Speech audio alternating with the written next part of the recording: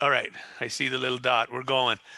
Manuel Romero was born in Rodarte, New Mexico. He graduated from the University of Utah with a bachelor's degree in political science. He completed his political science graduate work at the Universidad Nacional Autónoma de Mexico in Mexico City and received a master's degree in political science from the University of New Mexico in 1987. He's Manuel has been an active member of the Latino community for most of his adult life. I'm not going to read through all of this because it's just an extensive list of achievements and awards and all that, as most of you probably know. And you can go to the when we go to the website, it's all on there as well. Okay, he has served on numerous presidential, congressional, and local political campaigns. He has taught American government and politics at Northern New Mexico Community College, Westminster College, and Salt Lake Community College. He's received several international, national, regional, and local awards for his education and service. Again, too numerous to name at this point in time, and I want to make sure that he has the sufficient time for his presentation and for a lively discussion after his talk. And before we turn it over to Manuel, we're going to play part of his, play a little video to his book. In the invitation, you should have had a link to the website for Manuel's book, Mi America. And let me share the screen before we get going. Okay, let's see.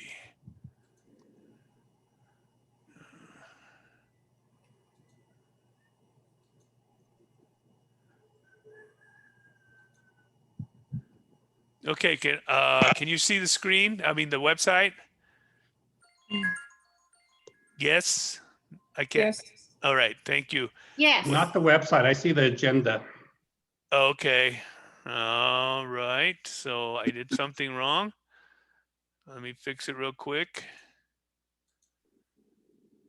Here we go. Yeah, we saw the agenda. What was this link? Do we see the website now? Yes. Okay, Yes. Here we go. All right, we're going to play this little video. Come on. Mi America, the evolution of an American family, takes us through a winding, splendid tale of a unique story of one family living in the Americas, spanning nearly 500 years, featuring Spanish conquistadors, Aztec royalty, and Pueblo Indian ancestors. We travel back into time as a rich cultural tradition forms in the heart of the new America. Manuel Romero has written a sweeping narrative of family, culture, and community in his new book, Mi America, The Evolution of an American Family. His extensive research of the lives of his mother and father unearthed a detailed and panoramic vision of northern New Mexican history. New Mexico Governor Bill Richardson. Manuel Romero's telling of his Latino, or more specifically, his Nuevo Mexicano ancestry, starts as a history lesson beginning with Spain's colonization of the New World and ends in the Salt Lake Valley. But this is not just a history book. Mi America, The Evolution of an American Family, was not only a delight to read, but also provided a vivid and insightful understanding of this significant and beautiful culture. Jim Bradley, Salt Lake County Council member. As chairman of the Latino Leaders Network, rarely have I encountered an author as dedicated as Manuel Romero to sharing our stories of struggle and triumph. Mi America, his well-chronicled family journey from Spain to Mexico to New Mexico to Utah, is an important contribution to the history of America and the significant impact made by Nuevo Mexicanos over hundreds of years. Readers will be informed, uplifted, and inspired. The Honorable Mickey Ibarra. Romero's book highlights the themes of a close-knit family, rich tradition, moving music, and power in community, a message of profound social bonds and strength in unsettled times. Mi America is also the record of an essentially personal journey for author Manuel Romero. As the youngest of Rodolfo and Amelia's 14 children, his experiences are brought to the forefront of the story as he comes of age during the Chicano civil rights movement in the 1970s. The history of the West and those descendants of the Spanish conquistadors and native people is a reality that many New Mexicans are still grappling with today. Spanish conquistadors made their mark on modern-day New Mexico back in the 1500s. Their descendants are proud New Mexicans with a strong bloodline of Spanish and indigenous blood. To order your copy of Mi America, The Evolution of an American Family, go to miamerica2020.com.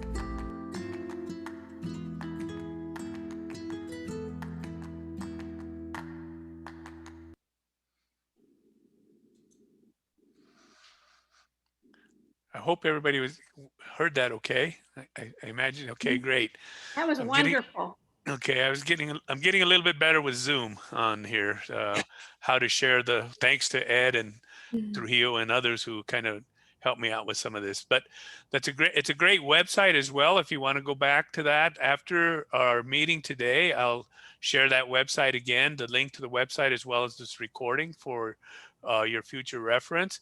And Manuel, I'm going to turn it over to you, and so you can talk more about your book as well as read some of the passages from it as well. And we'll have some discussion time afterwards. Thank you. All right. Thank you so much for having me, and thank you to the GSHA Utah for having me. And it's thrilled to see so many of you on here. Kent, how you doing? Haven't seen you for a while. Anyway, before I start, as you may know, I self-published, and as I go through this book, I need to send out an apology to somebody on this call who I forgot to put in the book and who deserves to put in the book. So on page 220, I talk about all those individuals that I knew personally, either they were family or friends, acquaintances who served in the jungles of Vietnam. And I left Gilbert's name out. So Gilbert Martinez, I owe you an apology, and I can assure you that you and one other individual who has come to light that served in Vietnam that I want to include in the book. And that brings a total number of people who I knew who fought in the jungles of Vietnam to 29. Wow. That's a lot of individuals to know who fought in the war. So anyway, Gilbert, we're going to make that correction in the near future. Okay.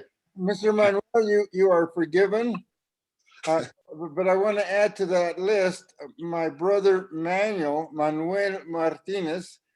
He and I served in Vietnam. I served first, 1966-67, and he was there in 1968. So if you need more information, you can call me later. Well, this is the acquaintance. This is the kind of the litmus test, is that it's people that I knew personally, and I didn't know your brother. That's why I wouldn't include him. But these are people I knew, so that's why I added that. Okay. So I'll bring him to your house. Okay, so I can meet him, and that'll bring the number to 30. Wow. And I don't know any other individual that knows so many people who served in war. So anyway, so what I would like to start off with is I would like to read a few passages from my book, and then just really open it up to questions, of which I hope you have many. So let me just start with these few phrases or these few readings, and then we'll move on. Okay. So I want to start with this one. In the fall of 1821, just after Mexico won its independence from Spain, my mother's great-great-grandmother, Maria de la Cruz Rivera, was 22 years old and living just outside of Santa Fe. One day, she saw her younger sister running up the hill and about to burst from her lips. Short of breath and confused, her sister says, Maria, hermanita, ya no somos ciudadanos de España, somos ciudadanos de Mexico. We are no longer citizens of Spain. We are now citizens of Mexico. Some 27 years later, just after the Mexican-American War, in 1848, when the two sisters were still living in the same house, the younger sister once again ran up the hill and exclaimed, Hermanita, ya no somos ciudadanos de Mexico, somos ciudadanos de los Estados Unidos. We are no longer citizens of Mexico. We are now citizens of the United States. My mother's great-great-grandmother had become a citizen of 3 different countries without ever leaving her home. She did not cross the border crossed her. Wow. So this one, let me preface this a little What bit. page? What page are you on so we can follow along? I'm sorry? What page are you on so we can follow Oh, I'm along? gonna follow along. Okay, see, just like kindergarten. That was page 6. Okay. Okay, and this one is on page 90, starts on page 94. Okay. Well, let me just preface this a little bit by saying, so this next passage, it happens during the Mexican-American War that occurred between 1846 and 1848, when the United States made incursions into New Mexico, and a large group of Nuevo Mexicano and Pueblo Indians took up arms against the American incursion because they were stealing their food, taking their land, and even abusing their women. And during that scuffle, the governor, Charles Bent, was killed. So that kind of lays the groundwork for this next passage. And it's a little bit lengthy, so bear with me, please. On January 21st, Colonel Price led more than 300 US troops and 65 volunteers north through the snow from Santa Fe to Taos, beating back a contingent of some 1,500 Nuevo Mexicanos and Pueblo Indians at Santa Cruz and Embudo Pass. On February 3rd, Colonel Price marched through the city of Taos unopposed and discovered the insurgents who had retreated to the Taos Pueblo, taking refuge in the thick adobe wall church of San Jeronimo. While the natives resistors fought mostly with bows and arrows along with some guns, the Americans responded with cannons. Price's cannons shot through the church walls, nearly destroying it. In the ensuing battle, about 150 rebels were killed, while another 400 were captured. 7 Americans were killed, including Captain John H. Burgwin, for whom Fort Burgwin is later named. The next day, the rebels surrendered. More than 100 native men were arrested, jailed under military guard in Santa Fe and Taos. Colonel Price had captured the 2 reputed leaders, Tomas Romero, a Pueblo, who he contemptuously referred to as his only first name, and Pablo Montoya, a Mexican. Romero was imprisoned. The next day, a private Fitzgerald shot him in the cell before he could be brought to trial.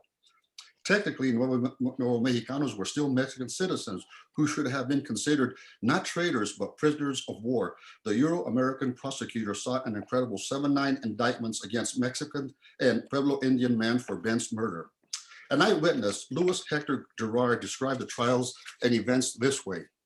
It certainly did appear to be a great assumption on the part of the Americans to conquer a country and then arraign the revolting inhabitants for treason. American judges sat on the bench. New Mexicans and Americans filled the jury box. An American soldier guarded the halls. Verily, a strange mixture of violence and justice, a strange middle ground between martial and common law. After an absence of a few minutes, the jury returned with a verdict of guilty in the first degree. 5 for murder, 1 for treason. Treason indeed. What did these poor devils know about his new allegiance? I left the room sick at heart. Justice out upon the word when the distorted meaning is a warrant for murdering those who defended the land, their country, and their honor. Nearly 24 rebels were executed by hanging, including a man by the name of Manuel Romero. This one, it starts on page 100. On February 2nd, 1848, with the stroke of a pen, Nicolás de Jesús Romero, Francisca Pacheco, Rodolfo's great-grandparents, and José Jesús Domínguez and María Concepción González, Amelia's grandparents, became U.S. citizens. The signing of the Treaty of Guadalupe Hidalgo meant that the United States extended its borders to include more than 100 former Spanish subjects and Mexican citizens. They brought with them a culture that was different from the traditional European immigrants. What Nicolás, Francisca, Jose, and Maria didn't know was that they had become foreigners in their native land, which inevitably led to missing conflict. And this last one is on page 322. Oops. Sorry, I got it wrong. I'm sorry, 324. In 2010, I was presented with the Martin Luther King Jr. Drum Major Award by the Utah Martin Luther King Commission And in March of 2013, I received the Cesar Chavez Peace and Justice Lifetime Achievement Award. These awards were indeed an honor, and I was grateful to the many people who made them possible. When accepting these awards, I finally felt I was able to say what I felt, able to say what I felt. While I don't recall my speech, I remember thanking my parents and Lisa Michelle Church for the opportunity she gave me. The thing I remember best was and expressed my profound sense of connection with the audience as I expressed it to you. So many of you are part of who I am. So thank you, and that's the presentation. So now we'll take questions.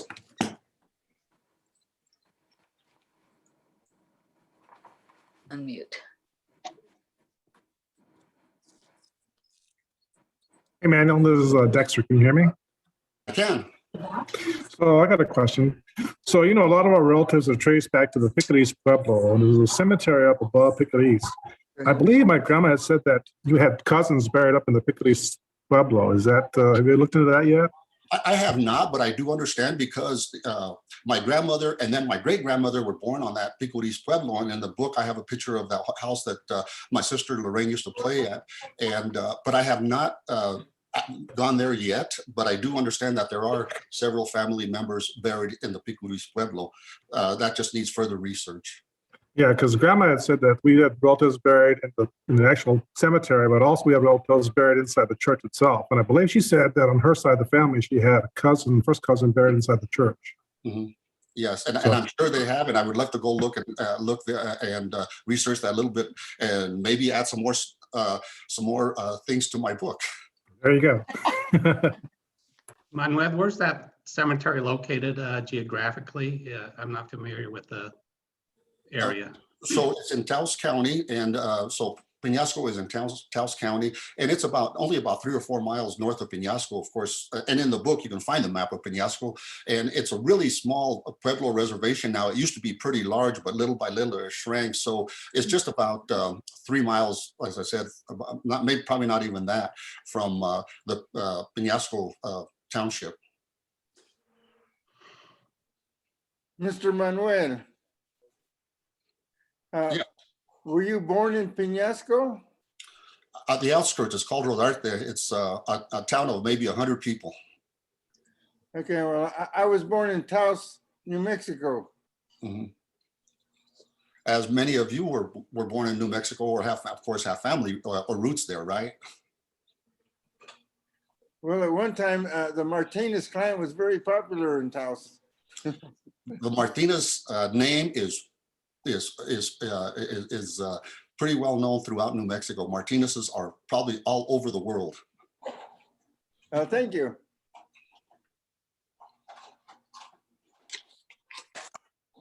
Manuel, when did you start writing your book?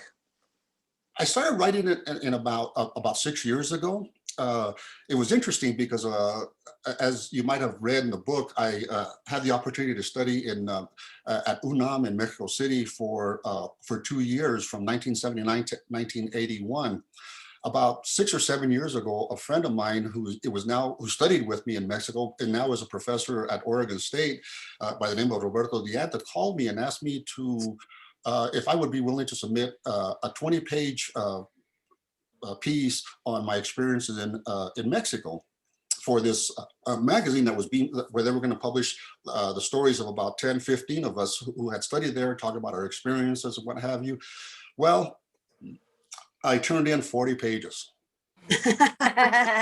And I said, and the reason for that is because I didn't think I could tell my story how I got to Mexico without telling, or rather telling how I got there and the story behind it. So as I wrote, it just got longer and longer. So when I submitted it, he says, nope, can't print it. You got to not narrow it down to 20 pages. However, he said to me, you know what, you have the makings of a book here. You need to take this seriously and really begin writing something about your family.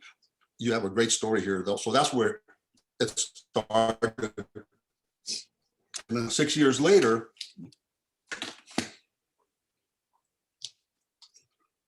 Manuel, this is Ed. yes. What kind of documents did you use for your research? I imagine quite a few different types of documents, and where did you find all of them? Well, I was really, again, obviously a lot of books. I consumed a lot of books during this time, but I also visited the Hispanic Cultural Museum in Santa Fe. In Albuquerque.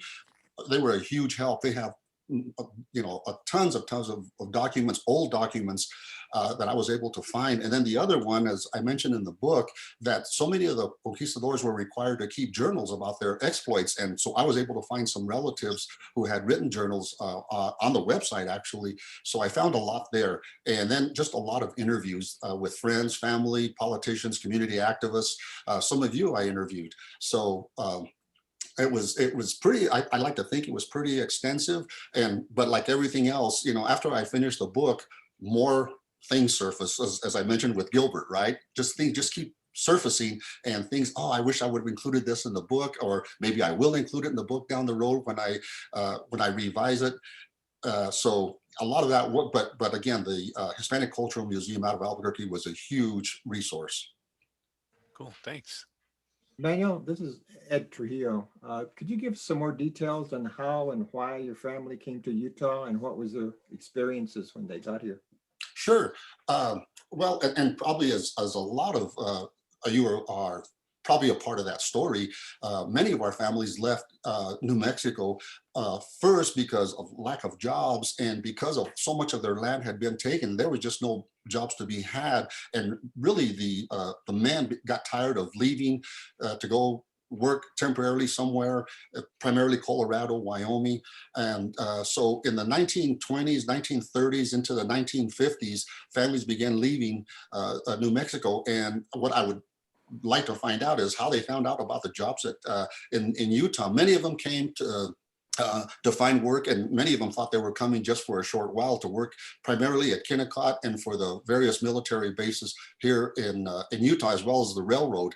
And so many of them just, a steady stream of people began to leave New Mexico during this period to work in the mines, as I said earlier. And that's when my family came primarily to work at Kennecott. And at one time I had 6 brothers working there. And so, and it's my for I've able to find out is during that period between 1920 and 1950, New Mexico lost about 24% of its rural population, and a good majority of those came here to Utah. So I hope that answers your question. Manuel, I'm interested to find out how you found a publisher and what barriers you had in getting your book published and costs involved. Sure. Well, you know, I looked around. I have a nephew who published some books a while back. So I called him. I called several other people, and it was challenging. There were several avenues I could have taken. One of them was to write a grant and see if I could get that money to publish that book. That was going to take forever. I checked with some publishing companies, and their criteria was just crazy. So when I did talk to my nephew and I talked to a few other people, they said, you need to look into self-publishing. And the nice benefit about self-publishing is you have more control over not only the content, but the distribution. And as I said earlier, you also have the option without a huge fee to make changes to the book. So I decided to go with self-publishing. So I researched several self-publishing companies, including one that my nephew had given me, and finally came up with the one that I went with was Ex Libris, and they've been really good to work with. And so it did take a lot of work to determine how I wanted to do this, but I really like the idea of self-publishing because, as I said earlier, you have much more control over not only the content, but as you make changes, they're relatively inexpensive. So that's why I chose to go with that particular publishing company. Manuel, how old were you when you started writing this book? And do you think there are any potential authors in this crowd? I'm sorry, repeat that question. I didn't hear it. How old were you when you started writing your book? And do you think there's any potential authors in this crowd of people we have today? Well, I started thinking about, I mean, this idea has been percolating in my mind probably since the movie Roots came out. And I really thought I knew we had a story way back, you know, who was willing to do the work. And I can guarantee you, each of you have a story to tell if you're willing to do the work. There's so many interesting stories out there. As I've talked to people, they have shared with me some of their stories, and I reply, you know what, you need to sit down and write this, because a lot of the stories that they have shared with me will make for an interesting book. So I think every one of you on this call has potential to being an author. It is a lot of work, but with self-publishing, it makes it just a little bit easier. One last comment I want to make. We're not much is left of the old memories because we're the generation that kind of got removed a little bit from the culture that we come from. Our grandparents and great grandparents, which we know and seen, they've left us now, the old age and so forth. But they had some real stories to tell. But at least we can recollect some of their memories because we did talk with their parents, and we could come up with a lot of stories that they told us or memories they had. And if we leave it to the next generation, we won't have any authors that have really substantial new information that needs to be published. I encourage everyone to, if you don't write a book, write a journal or a paragraph or a sentence or two, and just keep them in a binder till you get ready to put something together. It's something we really need to do before. There's a lot of Utah information or people that come to Utah that hasn't been told yet. And we need to find out what we all know about this period of transition that Manuel has talked about. That's all I have to say. Well, and you bring up a Well, good, Manuel, go ahead. Anyway, Chuck, you bring up a real good point, because I think it was Armando Solorzano who mentioned in one of his writings that when you lose your language, you lose part of your culture. And I really saw that shift after my mother passed away in 1991, because she, even though was born here, she never learned English. So all of our communication was in Spanish. But when she passed away, we began to see that we were just not using it as much and not talking it. And, that really brought that thought home is, when you lose your language, you do lose part of your culture.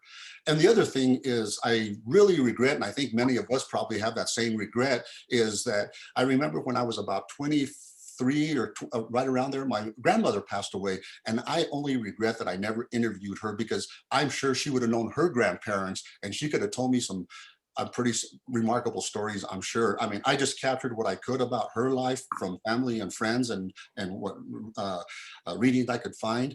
But many of us, and again, if you have someone that's quite old, you should take the opportunity to interview them. I'm sure they have some great stories, as I'm sure our parents do, if we would have done it when they were alive. for sure. Manuel, this is Josie. Can you hear me? I'm sorry? This is Josie. Can you hear me? Yes. I just want to say congratulations. I'm about halfway through the book and I'm loving it. You made me proud when you brought up my tia, Sister Josefita, because you all, who was a Dominican nun, as well as I believe she would have been your tia, right? Correct. Sister Aunt Perpetua? Yes. And to see that picture there was just awesome. I also want to say that my daughter just become an author of a children's book. It's called The Tooth Fairy Network. Her name is Chris Mitchell. And she wanted to know if I can get a hold of you. She'd like to talk to you, because she's in the midst of, she just got it published. She's got her books being mailed to her about mid-March, and she'll be launching to promote her book as well. It's going to be a series of 7, but it was so amazing when she got her first book to see your children pursuing something that they really, really wanted to do and has such passion. And the research that you just shared with all of us is unbelievable. The distribution, the cost, who can publish it for you. She also self-published or has had help in doing that. And so it should be coming out in March, but with your permission, I'd like to get a hold of you and let you two chat.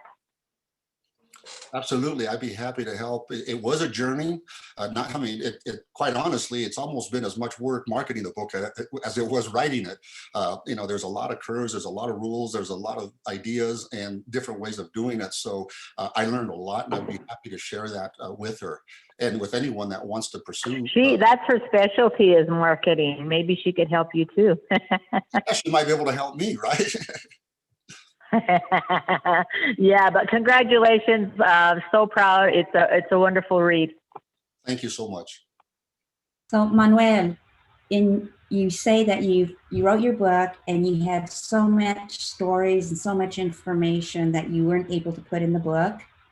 Are you thinking of doing volume 2 and adding all the stories that you weren't able to put in the book and some more information, or is that just? No, I do, because I'm constantly coming up with information. I just came up, found a story about my cousin who became the flyweight champion of California, a boxing champion, and quite an interesting story there. So these stories keep surfacing, and of course, they have to fit the book. And I plan on looking at this, and I hope in about maybe a year, as I continue to find new information, and if they fit in the book, I do want to include them. So I do plan on submitting a new version probably next year with all the maybe new stories, adding Gilbert's name, as I mentioned earlier, and I think it will be a good reread. But just to follow up on that, so as I said, it's a real challenge marketing this book. And one of the things that I'm doing every Monday, I call it Manuel Mondays. So you can go to Instagram and Facebook, and I'm telling you stories that did not make it into the book. Stories I think you'll find funny and interesting. So you can go on Instagram, Facebook, and I'll be sharing a new story every Monday about those stories that, again, that did not make it into the book. And again, I hope that will draw some interest, and perhaps some of you will remind me of some stories I forgot that I can include. Manuel, this is Alicia. So if we've missed some of those, how do we catch up on them? They're recorded. All you have to go is to go to Facebook, and you can find them on there, or Instagram if you have that account. Okay. But yeah, they're quite funny. I shared one last week about finding out that sister Ann, my dad's sister, was a huge Detroit Lions fan. Used to go to the game and with her and other nuns, all dressed up in Detroit Lions paraphernalia, and cheer for the Detroit Lions. What a picture that would make, wouldn't it? All these nuns dressed up in their football attire. Manuel, you've mentioned a couple times that the stories didn't fit the book or whatever. Could you comment some more about that? I guess that gets back to the methodology you used to write the book, or the who to include and who not to include. Sure, and that was a real challenge, as I was writing the book, and I was so a lot of these stories came from interviews that I had conducted, and I thought, oh, this one's perfect. But then as I was writing it just didn't fit. It just didn't fit the story. But I thought afterwards, but these stories are those, they need to be told regardless. So, and they kept surfacing, they would, but again, they had no relevance, you might say, to the particular chapter I was writing about. So I decided that I would just do a side piece and post those on Instagram or Facebook. So, and again, the stories keep surfacing. I talked to a few people, a few of you that have reminded me of some stories that I want to discuss a little bit more and see if they may fit in the book in the future, or they just may be part of Manuel Bundy's.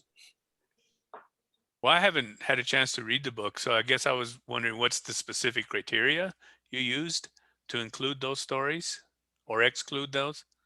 It's really hard to say, because as I'm writing the book, again, I have to decide what I'm going to leave out, what I'm going to include.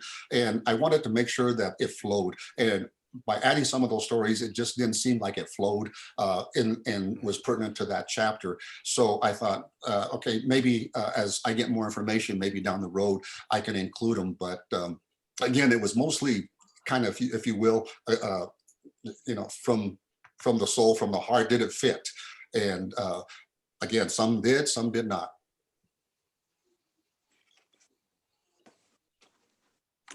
Papa, you say that, you've been on this journey for what, 6 years, and you've interviewed so many people and have done a lot of reading. What was the most surprising fact that you learned in your 6-year journey that you want people to walk away with? Well, there were several. There were actually quite a few. Let me just mention a few real quick. And so when I began writing the book, a friend of mine, actually my nephew, Victor, he had a lady that he was doing some work for, some accounting work for, and she did a genealogy research for the LDS Church. And I think that's where I was a little bit fortunate, is that the LDS church does so much research around genealogy, and I'm only like 10 miles away from the.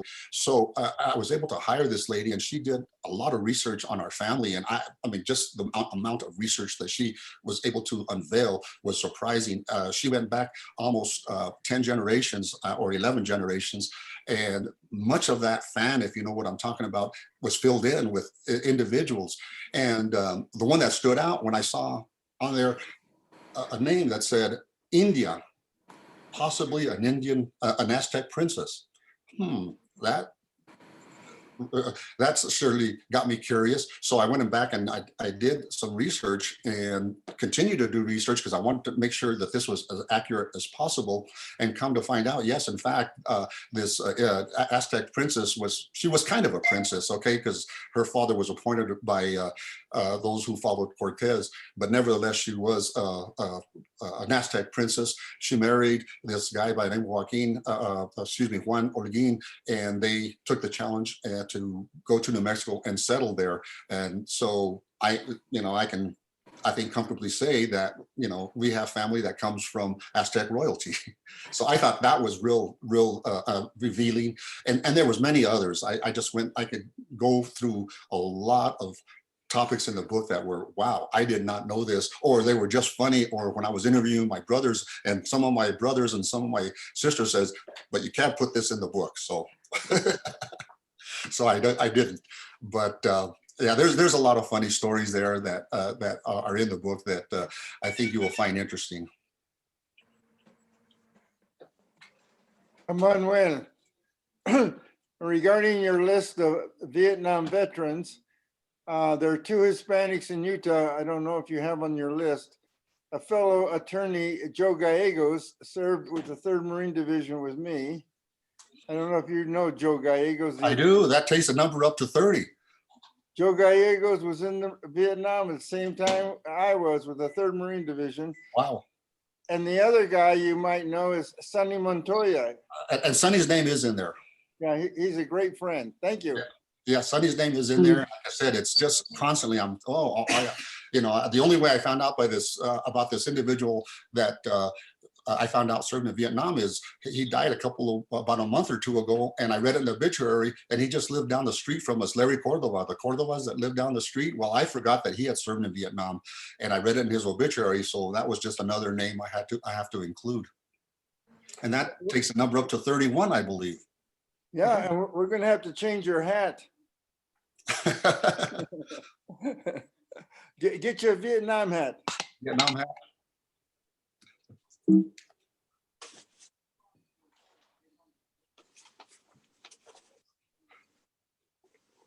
So let me, while we're doing this, let me just let you know that if any of you would like a signed copy, just go to my website, miamerica2020.com, and just request a signed copy, and I'll be happy to send you one. Okay. Thank you. Any other questions or comments? I heard somebody, so go ahead. This is Dex. Just want to say thank you for the book. It's been a great read. I'll probably read it 2 or 3 times, but thank you. You're welcome. And, as I said earlier, so many of you who are on here are a big part of my life.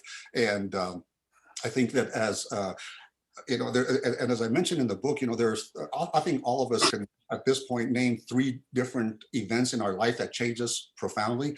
And moving to Midville on Center Street, or on Main Street, across the street from the Garcias was I think huge for me. It changed my life so profoundly. I am positive that had we not moved there, I definitely would not be an author. And there was just, role models, just great friends, great neighbors, best neighbors we could have had. And that went a long way in making me who I am. I gotta agree with you. Just having you guys across the street was a what a blessing. Big influence in my life too. So me too. I have to tell you a story, Manuel. Kent and I were engaged on my front porch, on the steps leading up to the front yard. The front door. Very romantic. Very romantic. And guess who was walking across the street just after he popped the question? My mom. Your mom. I got to share that most precious time in my life with the most wonderful woman. Thank you. Thank you. No, it was. And again, so many of you, who have been in my life. I mean, it's just, as I was writing the book, it made me realize just how blessed I've been to have so many of you in my life and share the stories. Sure, we've all had bumps and bruises along the way, but nevertheless, we are here where we are. And I like to think many of us feel pretty blessed to know each other and to have been in each other's lives. So blessed. Uncle Manuel, this is Greg. Just a couple of notes and a couple of things that were said today that I think make worth mentioning again was somebody mentioned about writing journals or writing notes. We might not have the gumption or the desire necessarily to write a book, but to pass that on to the next generation. Me growing up, I had a small bite of New Mexico with the fiestas growing up and hearing all the stories, not knowing Spanish that well. I just kind of wanted to go play with the chickens or the livestock when I went there. But for me, growing up in Midvale and Sandy, growing up, with you and Albert, the Trujillos, the Martinezes, and how cool you guys were always the cool guys, growing up and that stuff. But to see what you guys did with your lives, it was definitely a role model for us, to kind of do better. Cindy mentioned something about the stories, so many stories, and I know that you just scratched the surface. You and I had a chance to talk a couple times while you wrote this book, but you had so many stories to tell. You mentioned Kennecott and uncles going to Kennecott. I think you and I counted over 200 years of service, of employment up at Kennecott, and just I have more of the connection here in Utah, but to get my sons on the call and for him to hear those stories from you. You and I go with my uncles and your brothers, so many stories about working in the sawmills and not just coming to Utah and the growing up, but the diversities and the challenges that you faced, as a minority. So I think that's, good information to pass on from generation to generation. So you kind of sucked me in. You drugged me along at first as you were writing this book, but you kind of got me hooked. So here I am on a Zoom call. So thank you for writing the book.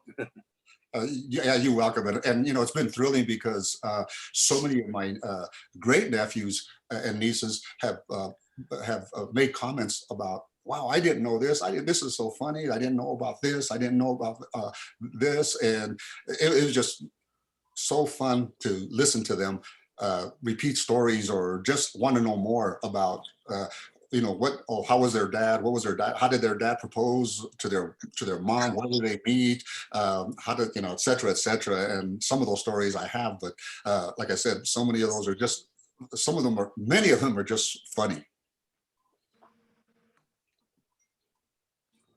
Okay. Greg, you have to be Rudy's little boy. Yeah. Are you? Well, I am, yeah. I remember you when we lived next door to you. You lived in the White House just north of our home. Yes, right. Yes. Yep. You were a beautiful blonde baby boy. Yeah. What happened, Greg?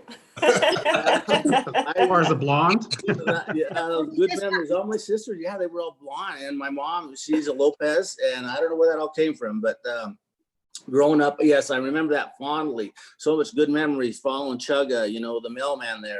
Going to the Garcias. I still have Albert's, his dad gave me Albert's, I think his whole camping gear. I still have it. Albert, I didn't remember that story, but your pocket knife I still have. I'm saving it for you. Need to give that to you. Playing out in the yards and that stuff. Remember that area. It was just great times. Great times.